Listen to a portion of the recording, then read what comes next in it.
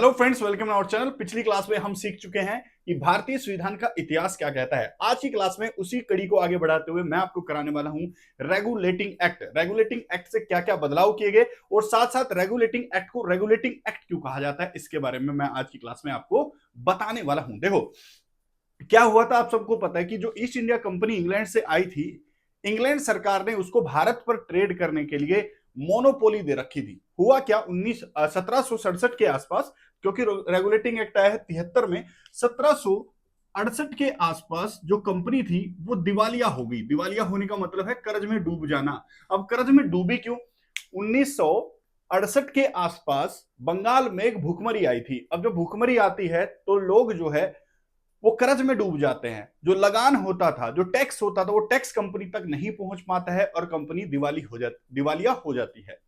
साथ साथ 1766 से लेकर 1768-69 तक एक युद्ध चला है जिसको आंगल मैसूर युद्ध कहते हैं। अब ये युद्ध 3 साल चला और इस युद्ध में कोई भी परिणाम नहीं निकला, उल्टा अंग्रेजों को इसका नुकसान और हो गया।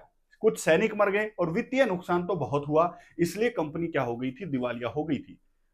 अब वो कंपनी, इंग्लैंड की वो कंपनी जो इंग्लैंड सरकार को 4 लाख पाउंड पैसा देती थी हर साल, वो इंग्लैंड से लोन मांग लेती है कि हमें लोन चाहिए, हम दिवालिया हो गए हैं, हम कुछ नहीं कर पा रहे हैं।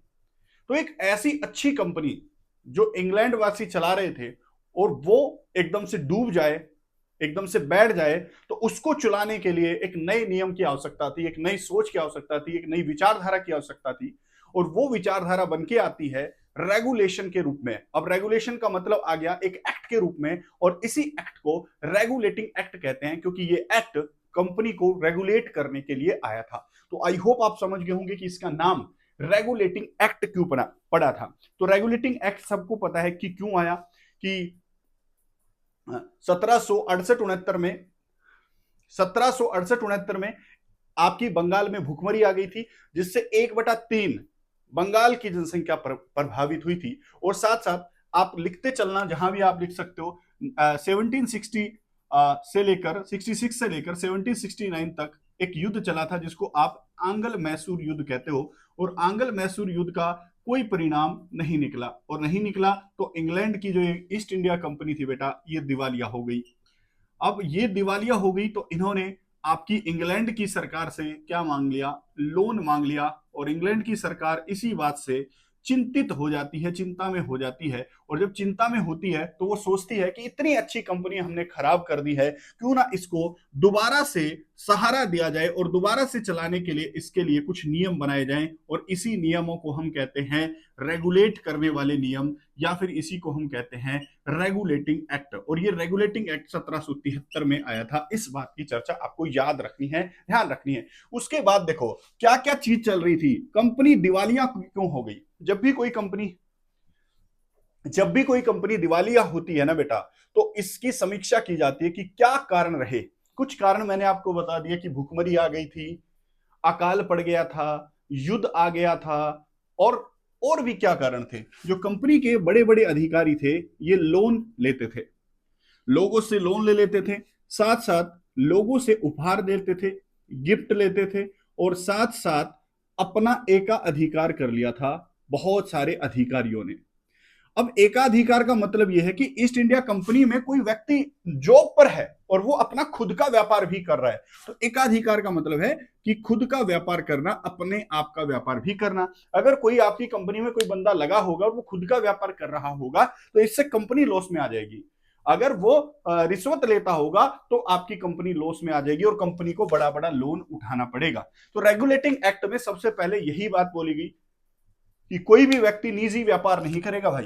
कंपनी का कोई भी व्यक्ति निजी व्यापार नहीं करेगा, कोई उपहार नहीं लेगा, कोई गिफ्ट नहीं लेगा। और अगर वो ऐसा करता पाया गया तो उसको सजा दी जाएगी। और सजा कौन देता है बताओ? कोर्ट देता है। और रेगुलेटिंग एक्ट में कहा गया था कि 1774 में एक कोर्ट भी खोला जाएगा। कहां पर खोला जाएगा? बंगाल में कोर्ट खोला जाएगा, जिसको हम सुप्रीम कोर्ट के नाम से जानेंगे। अब सुप्रीम कोर्ट 1774 में खोला भी गया। एलिजा एम्पे इसके मुख्य न्यायाधीश भी बने। है ना। तो रेगुलेटिंग एक्ट का नाम रेगुलेटिंग एक्ट क्यों है और इसमें कौन कौन से प्रावधान किए गए थे वो मैंने बता दिया।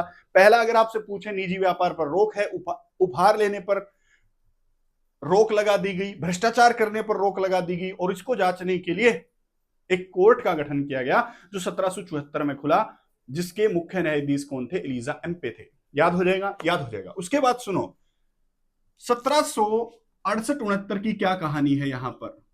1768-69 की क्या कहानी है? एक प्रेसिडेंसी है बॉम्बे, एक प्रेसिडेंसी है क्या मद्रास, और एक प्रेसिडेंसी है क्या आपकी बंगाल प्रेसिडेंसी। अब तीनों प्रेसिडेंसी पर अधिकार है अंग्रेजों का, या अंग्रेजों की ये प्रेसिडेंसी है। तो एक बॉम्बे का गवर्नर होता था, बॉम्बे प्रेसिडेंसी का गवर्नर होता था, और एक होता था मद्रास प्रेसिडेंसी का गवर्नर होता था, और एक होता था बंगाल प्रेसिडेंसी का गवर्नर होता था।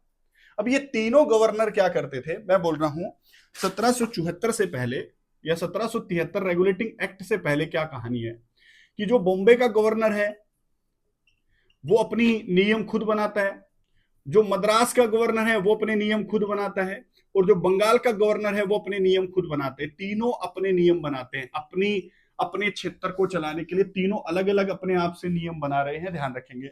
अब ये तीनों अपने नियम बनाते हैं, और जो जो चीज ये करते हैं, ये कोर्ट ऑफ डायरेक्टर, 24 व्यक्तियों का एक पैनल था इंग्लैंड में, उसको रिपोर्ट करते हैं। कोई भी प्रॉब्लम आ जाएगी बॉम्बे प्रेसिडेंसी में, तो वो कोर्ट ऑफ डायरेक्टर जो इंग्लैंड में बैठे हुए 24 व्यक्ति थे, उनका जो समूह था, जो पैनल था, उसको रिपोर्ट करते हैं।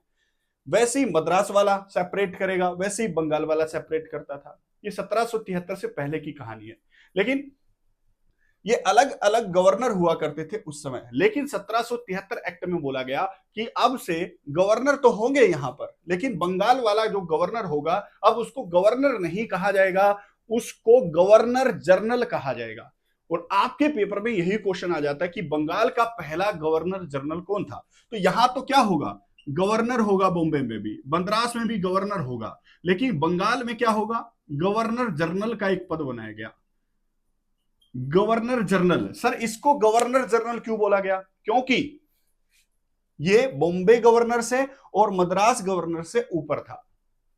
1773 के एक्ट में बॉम्बे प्रेसिडेंसी और मद्रास प्रेसिडेंसी को किसके अधीन कर दिया गया? बंगाल प्रेसिडेंसी के अधीन कर दिया गया, और वहां पर एक पद बनाया गया जिसको आप गवर्नर जनरल कहते हो। अब पहले क्या होता था कि तीनों के अलग अलग गवर्नर थे, वो नियम बनाते थे और यहां पर रिपोर्ट करते थे कोर्ट ऑफ डायरेक्टर को, जो इंग्लैंड में बैठा हुआ पैनल है। अब क्या हुआ?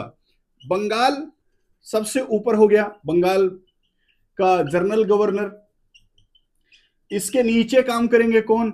मद्रास का गवर्नर काम करेगा, और बॉम्बे का गवर्नर भी इसके नीचे काम करेगा भाई। यानी कि कोई भी चीज बॉम्बे गवर्नर पहले बताएगा किसको? बंगाल के गवर्नर जनरल को।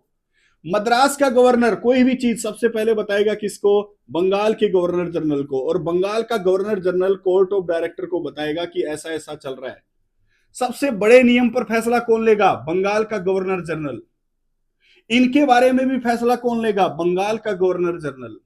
तो 1773 के रेगुलेटिंग एक्ट में बंगाल को ज्यादा पावर दे दी गई। बंगाल का गवर्नर जनरल बना पहला वारेन हेस्टिंग्स, और वारेन हेस्टिंग्स को सहायता करने के लिए एक 4 लोगों की एक परिषद और दे दी थी भाई, जिसको कार्यकारिणी परिषद कहते हैं। एक तो हो गया क्या?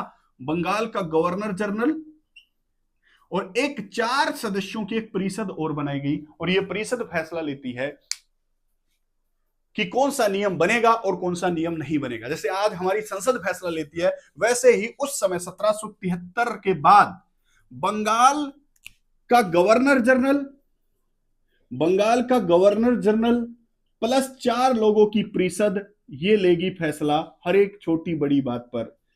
कैसे फैसला लेगी? गवर्नर जनरल प्लस 2 व्यक्ति, इन चारों में से 2 व्यक्ति जिस भी बात पर हां कर देंगे तो वो बात पास हो जाएगी, और जिस भी बात पर ना कर देंगे वो बात क्या हो जाएगी? फेल हो जाएगी। ऐसे फैसले लिए जाते थे 1773 एक्ट के बाद। तो याद रखना, गवर्नर जनरल जो मैंने अभी बताया ये कैसे काम करता था, उसकी कार्यकारिणी जो परिषद थी वो क्यों बनाई गई थी, ये भी आपको याद रखना है, ये भी आपको ध्यान रखना है बेटा। और बाकी सब कुछ तुम्हें याद ही है, और बाकी तुम्हें पता ही है कि कैसे। तो आई होप ये रेगुलेटिंग एक्ट का जो चैप्टर, छोटा सा चैप्टर है, वो आपको समझ में आया होगा, मैं समझाने में कामयाब रहा हूंगा आपको। तो जय हिंद, जय भारत, मिलते हैं अगली वीडियो में।